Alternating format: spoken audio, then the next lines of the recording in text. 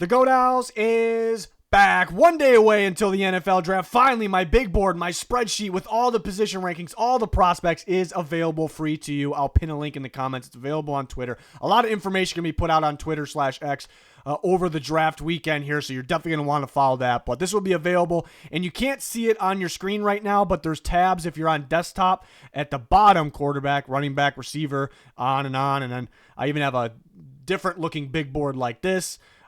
I like this one, but if you're on mobile, I believe those tabs are at the top. You'll see them, but it'll be available free for everyone. So the elite prospects, only 3. Travis Hunter feels like a generational prospect. He would be number 1 in a lot of draft classes, so that good. Obviously, Carter's elite pass rusher. Jeanty is an interesting subject because everyone agrees it's an elite running back prospect. How early do you take a running back, even if he's elite, though? But he's worthy of a top pick. But then you go down and you see my number 10 player that's at the top of tier 3, and it's Omarion Hampton. Is there a difference between Jeanty and Hampton? Yes, but is there that much of a difference? You know, I think Hampton is that good, a total package type back. You just rarely see guys with that size, you know, that speed, pass catchability, pass protecting ability. I mean, it's ridiculous.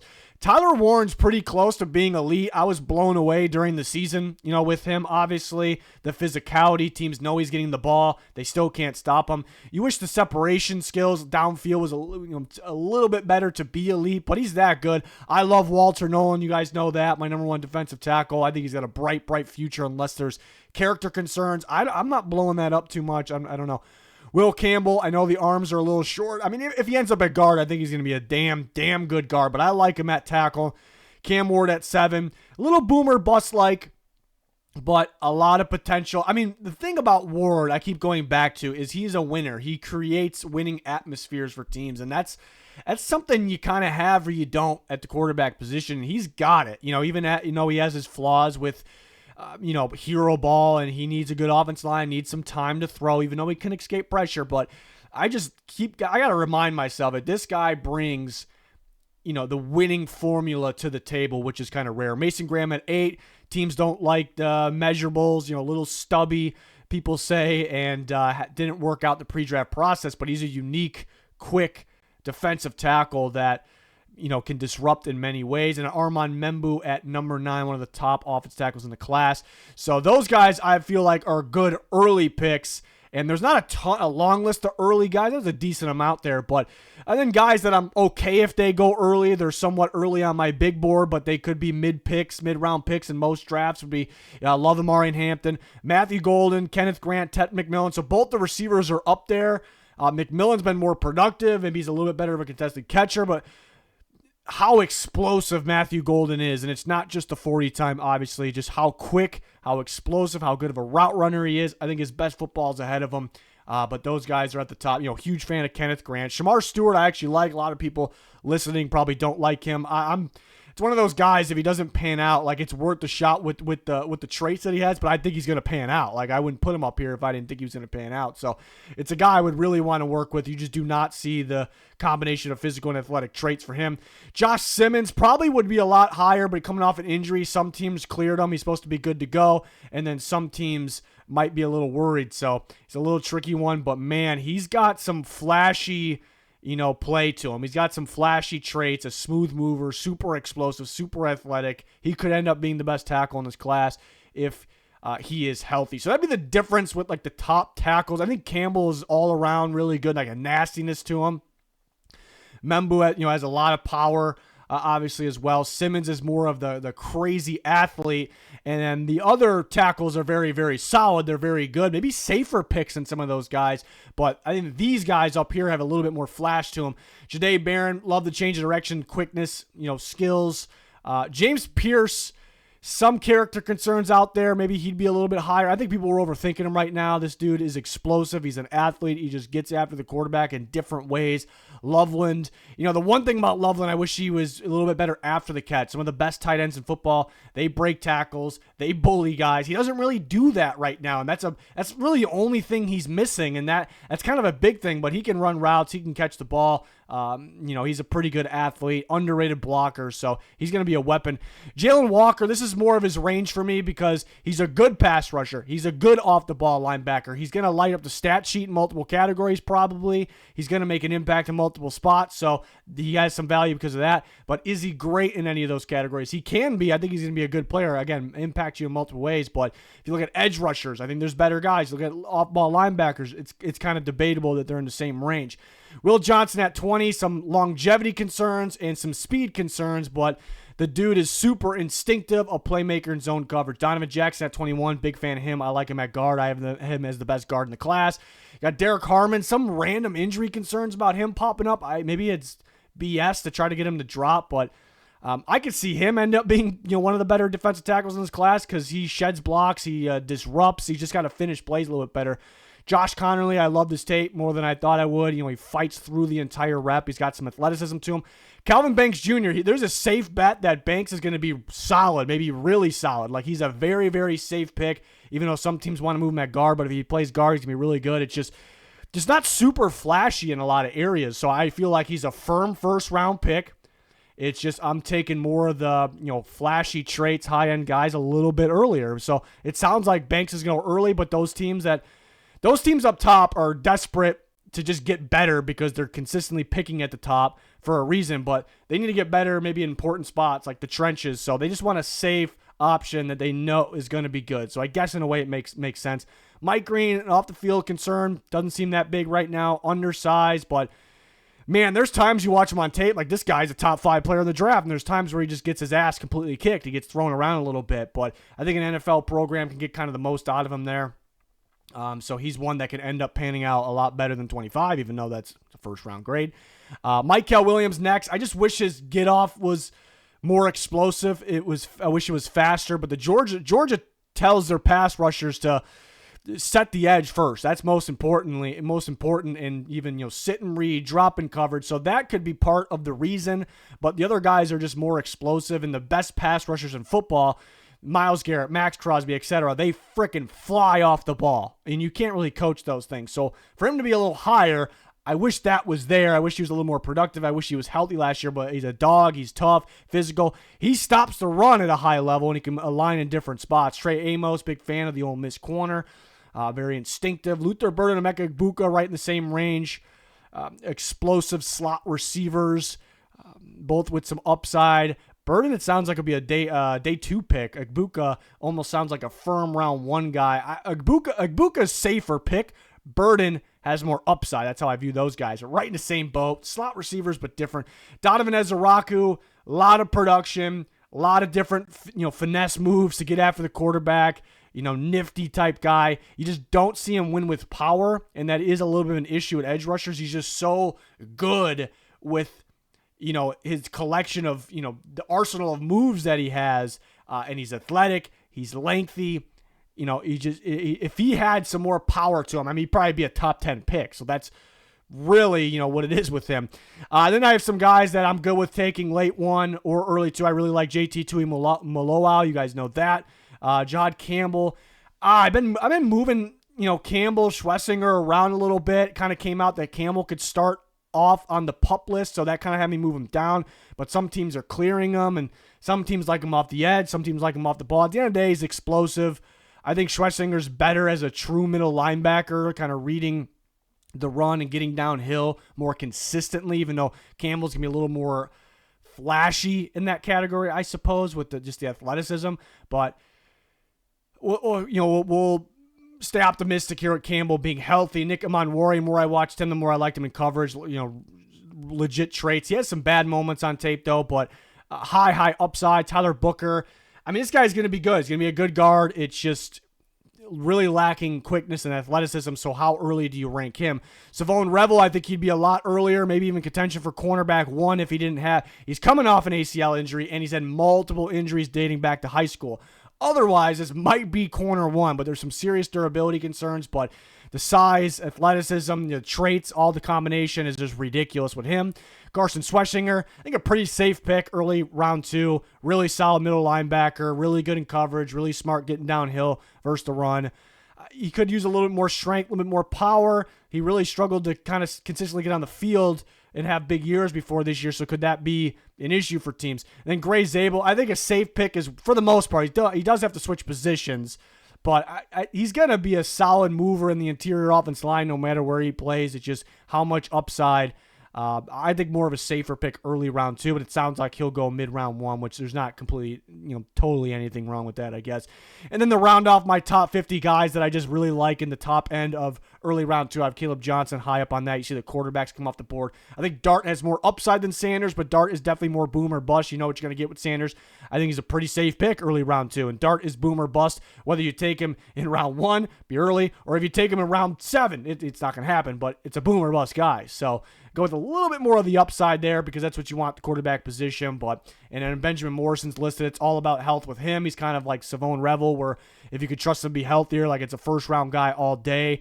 He did struggle a little bit early 2024. Didn't seem the same, so what's up with that? But 2023 was elite for Benjamin Morrison. And even before that, you knew that was coming. But, if you want to, you guys have access to this. Quarterbacks, what's really tough to rank is I like Quinn Ewers. I said he's either going to be a starting solid quarterback in 5 years from now, or he's going to be like out of the league, basically. So I know it's kind of another boomer bust guy. Some people probably think that's laughable that he's that high, but this range right here is really tough. Kyle McCord and Milroe are pretty much the opposites. Kyle McCord has the arm talent, and he really improved this year. He can sling the ball, but he cannot escape pressure. He has some bad tactics escaping pressure. Milroe's the opposite. I have not been impressed with him throwing the ball other than maybe just the Georgia game, which is a good one, but inconsistent throwing the ball. They try to run a pro-style offense under Tommy Rees's offense in 2023. Got benched at one point, came back in. They kind of reverted back, but do NFL teams want to? Somebody might want to run that offense, like a Lamar Jackson offense, but Lamar is so much better as a passer. It always has been, always will be.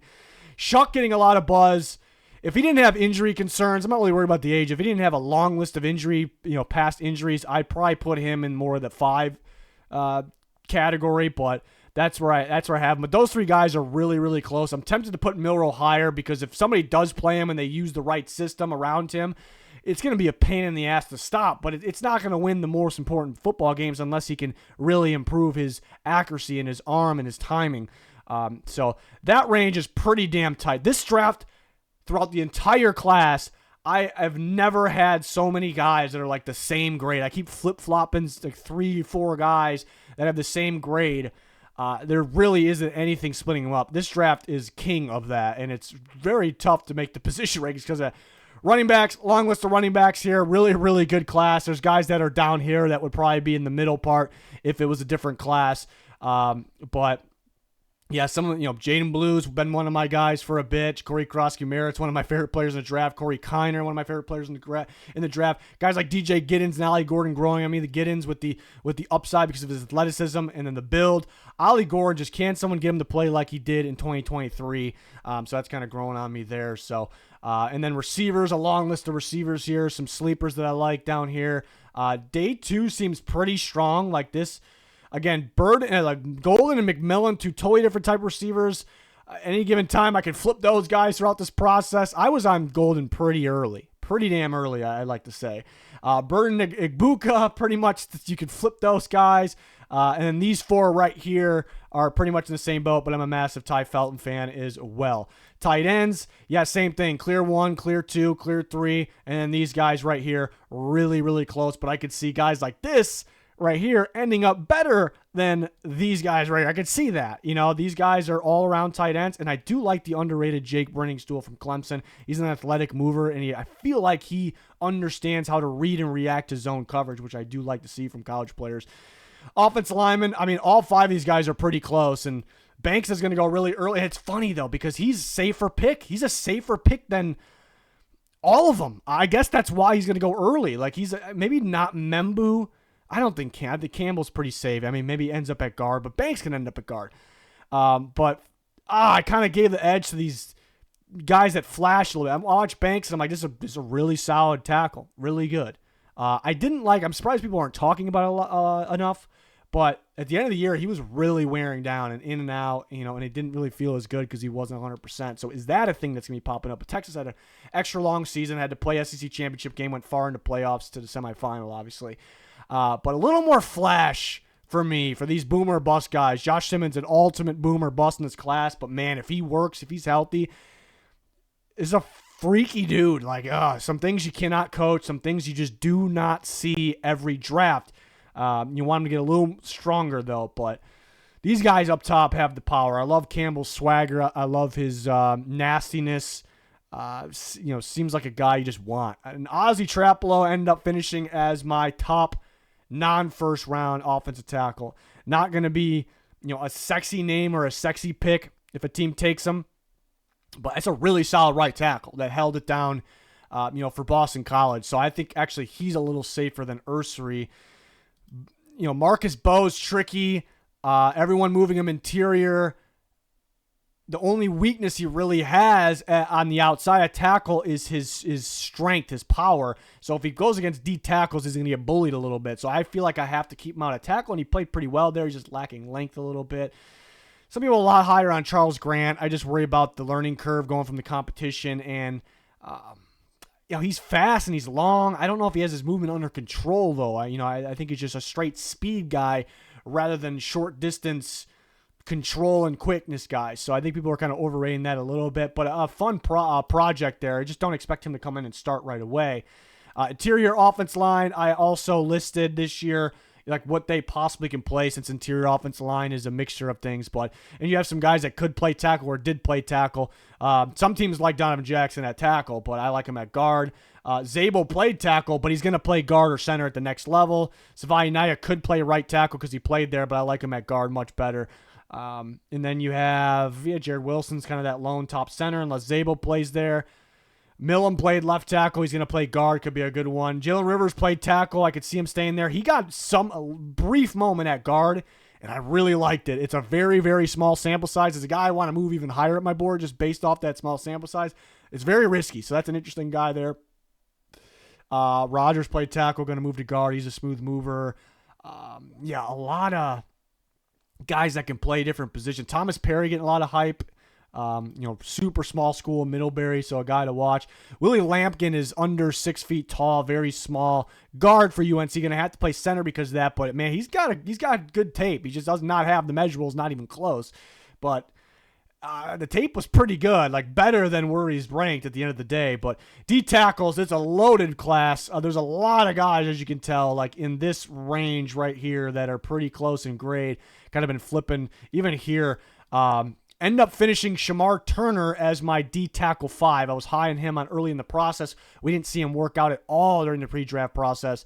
And then so these guys kind of jumped, but kind of got a memory refresher recently. And the dude is a freak. He's an explosive freak that has played every alignment on the defensive line. He's a little bit of a hothead, I guess. He gets a lot of 15-yard penalties. Punched the guy in the dick at one point and got ejected. So there's that about him. But man, he's explosive. I think he'll go earlier than people think. And then some Alfred Collins injury concern popping up, but he's gonna come in and stop the run instantly. High level. Just wonder about the injuries, but lengthy. Obviously, I'm a big fan of Vernon Broughton. CJ West is underrated because he's undersized, but he's powerful. He's explosive. He can move for a guy his size. Minus where he's lacking size is the height, really. Caldwell getting some buzz lately. I like these Georgia guys. I'll rank them a little higher than everyone else. Warren Brinson can move up and down the defensive line. Good combination of quickness, explosiveness, size, length, and physicality as well. Tyrone Ingram Dawkins is kind of a boomer bust guy around this range. He could play off the edge. It's definitely a possibility. He's kind of a tweener. The tweeners don't really work out at this position. That's kind of the problem. But man, he's explosive. He explodes off the ball. I could see him finding a home at D tackle or D end. Norman Lott, weird one because he's so explosive. Gets after the quarterback. Was not used on running downs, and there's a reason for that. Barely put any snaps on running downs. Keontae Hamilton's a sneaky one from Rutgers. A couple nose tackles here. Some sneaky guys I like that nose tackle down here that people really aren't talking about. But yeah, pretty solid defensive tackle class. There's a drop-off for a little bit around this range. Edge. There's my edge ranking. Some guys pretty close here. I mean, I'm firm with Carter 1. I'm firm with Stewart 2. I'm firm with Pierce 3. I like Pierce a lot, though. This is actually kind of close, I'd say. I think people are overthinking Pierce at this point. I'm firm with Mike Green there. Mike Kell and Azaraku in the same boat. They're kind of opposites. Big fan of Tui Malowau. Scorton and Jackson are pretty close. Big fan of Savion Jones. Very underrated. And there's his teammate, Brandon Swinson. These guys are kind of in the same boat. Uman Mielen. I just can't get the Georgia game out of my mind for him. Like, if he didn't have that game, he'd probably be, like, down here. But had some flashes there. And we got some sneaky guys around that range. And there's some sleepers down here. Not many, really, that I really like. Tyler Barron kind of leads that. And can I fix this right now? His name's spelled wrong. I probably have typos or something. His name's spelled with one R, if I'm not mistaken. But, yeah, let me know on Twitter if I probably typed, probably some typos in here.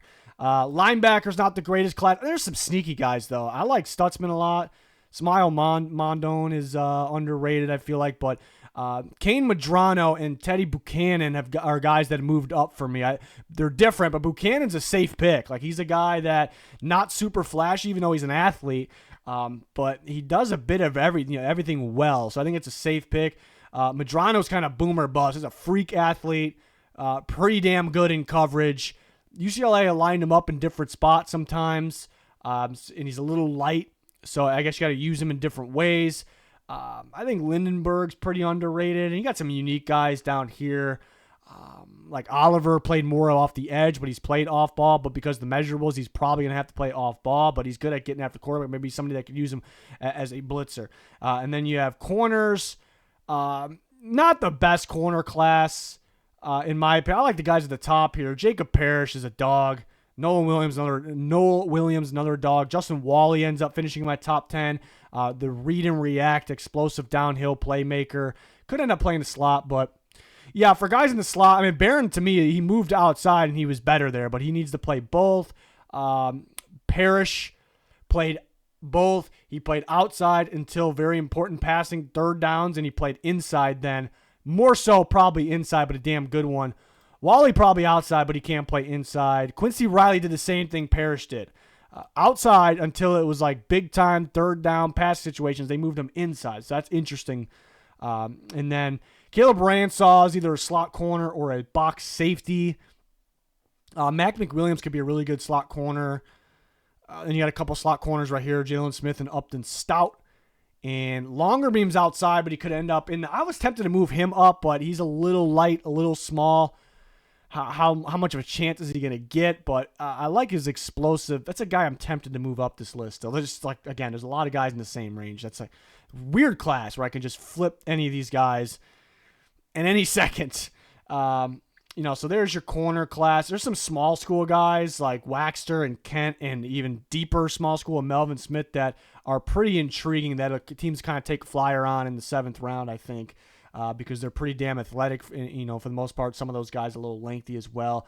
Waxter being that guy. Safeties, yeah, my safety rankings have been a little all over the place, so I apologize for that, but I still was watching the tape up until the other day. But I started this pre-draft process with Xavier Watts, number 1, because it's the guy that just gets the ball. I don't really care how he does, he gets the ball. And then I watched Makuba's tape, and I'm like, this tape is ridiculous, and I agree. I still agree with that. It still is. And I put him at 1, and then I finished watching Iman Wari, and I watched him more in coverage, and you combine that with the traits. I'm like, this guy doesn't have the best tape, but I like him in coverage a lot. There's a lot to work with to put him at 1. And then Makuba was hanging around 2. But Watts doesn't have, he doesn't appeal by looking at him, but the dude just gets the damn ball, and it's not like he's one of those guys in most classes that gets the ball like he does, just misses a bunch of tackles. He's not really like that. So we'll go Watts 2, we'll go Makuba. I surprisingly have Starks 4. Second, this is where people overreact all the time. 2nd round grade. That doesn't mean I think he sucks. I think he's a bust. Does not mean that. I think he's going to be a good player. He needs specifically a zone defense to play free safety or probably a split coverage scheme. Just not a lot that says round 1 for me. I thought he was actually borderline bad in the slot, especially in man coverage this year. 2023 was really solid at free safety, but because he's kind of like such a specific style safety, where do you value him? That's where I'm at with him. But I did not enjoy watching him playing in the slot this year. I don't know. And there was good moments, but Winston's a little tricky because he has a lot of potential, but barely played this year and was more of a free safety in 2023 where you kind of get the feel he has to move the strong. I like Jonas Sanker a lot. That's my favorite round 3 guy there. Billy Bowman is really flashy, can play different spots. He misses a lot of tackles. Otherwise, he'd be higher. Craig Woodson's a lot of fun. You have Reed and Ransom right in the same range. Mickens is kind of underrated. More if he goes back to the slot role, he's kind of like a poor man's Brian Branch. Brian Branch kind of took that role from him the last time he was at Alabama. Siegel is a slot guy as well. So is Castro down here. Wooler from Wisconsin's fun. Downhill, likes to hit. Crawford could end up being a slot guy. We'll see. Glendon Miller's an underrated one from Maryland. I more so enjoyed 2023 from him. Wasn't able to watch a ton in 2024, but I liked what I saw from him, remembering that in 2023. So that's a sneaky one that no one's really talking about. Dan Jackson for Georgia. J.J. Roberts, another one, free safety, athletic, gets downhill. A lot of people like Maxon Hook. I didn't really see it with him. I think he could have some issues with more of the physical players or the physical ball carriers. He's kind of like, you kind of can see that, kind of hits the ground before finishing a tackle. Shamari Simmons can hit. He's just super inconsistent. That's kind of a slot/box player. Some people have Verdone pretty high, but I thought he ended up chasing guys in coverage. Like, didn't know when to turn his body, open his hips, and just get moving downfield. His first step was always forward. He could fix that stuff, but he was playing with a giant club on his hand through a portion of the season as well. But I didn't really see with him either, but you never know. Some people like him. And then we have, like, if you want top 100, I got to get rid of that over there. Here it is in this form. I do like this form a lot. Again, this is a weird class in the terms of there's a lot of guys that have like the same exact grade. It's not just like 1, 2, or 3. So it's like so easy to flip those guys. So position rankings are weird for this class. I always feel good about them. But it's more so like if a guy takes this guy over, or this guy over, like this guy over this guy, is it bad? Not necessarily. Could be all about fit. It depends on where they take them. That's kind of how it always is. So, this will be available free for you guys here. Sorry we didn't have the graphics. It wasn't really necessary, but we're getting to work on a lot of stuff. My final mock draft, getting graphics together for the graphics guys, getting graphics together for the stream tomorrow night during day 1. All the Twitter stuff we have going on. So, a lot going on here at the Goat House on YouTube and on Twitter/X. So join us. Be much appreciated. I'm excited for the draft content that we'll have before, during, and after the draft. So, yeah, that'll do it. Thanks for watching. Goodbye.